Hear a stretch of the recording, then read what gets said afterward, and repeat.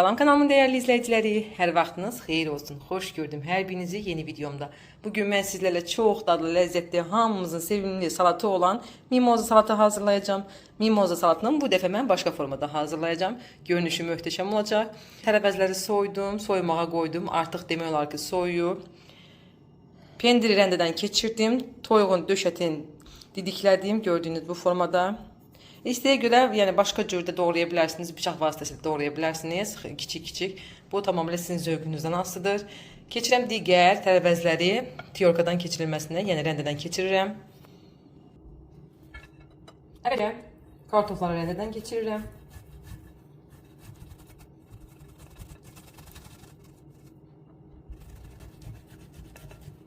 Kartofları rəndədən keçirdim. Qabın içərisinə əlavə edirəm. Bu salatı bu dəfə mən qat-qat formada etməyəcəm. Ona görə qabın içərisinə əlavə edirəm. Keçirəm yumurtaları rəndədən keçirməyə. Yumurtaların da hər birini rəndədən keçirirəm.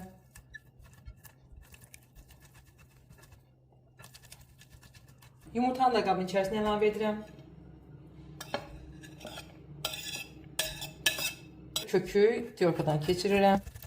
Bu dəfə kökü rəndənin kiçik gözündən keçirmək lazımdır.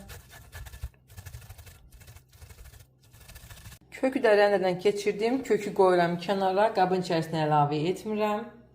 Birləşdirilmiş qarğıdalı əlavə edirəm. Etməyə də bilərsiniz, isteğe görə, zövqə görə əlavə edə bilərsiniz.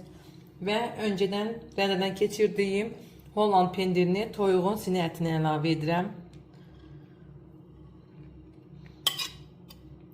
Salatın içərisinə duz əlavə edirəm. İstiot əlavə edirəm. Mayonez əlavə edirəm.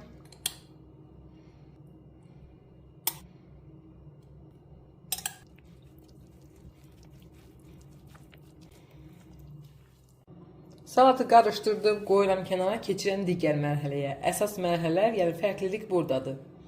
Dəzgahın üzərinə streç çəkirəm.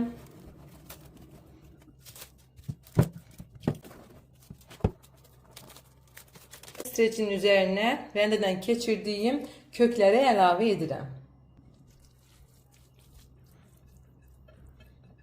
Yumru formada əzişdirib yayıram.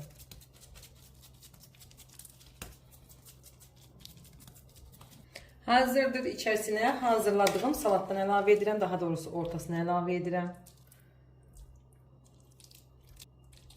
Balqabaq görünümlü mimoza salatı hazırlayıram.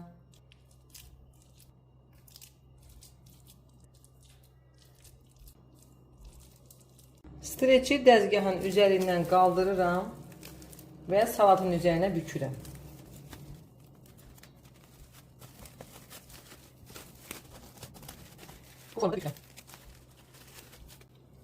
Görürsünüz, boğça formasında bükürəm. Balqabaq görünüşü vermək üçün belə saplardan istifadə edərək görünüş verəcəm. Bu cür bağlayırıq.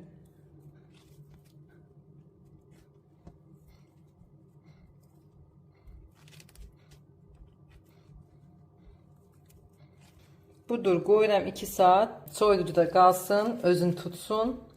Daha sonra kəsib servis edəcəm.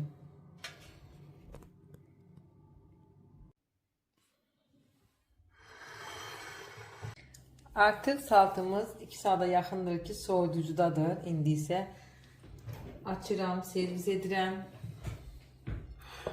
İlk əvvəl saplarını kəsirəm.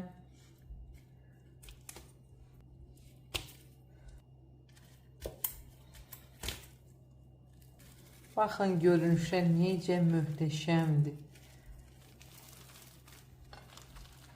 Çox dadlı, ləzzətli salatımız hazırdır. Görüntüsü möhtəşəmdir. Son işi tamamlayıram görünüşü üçün.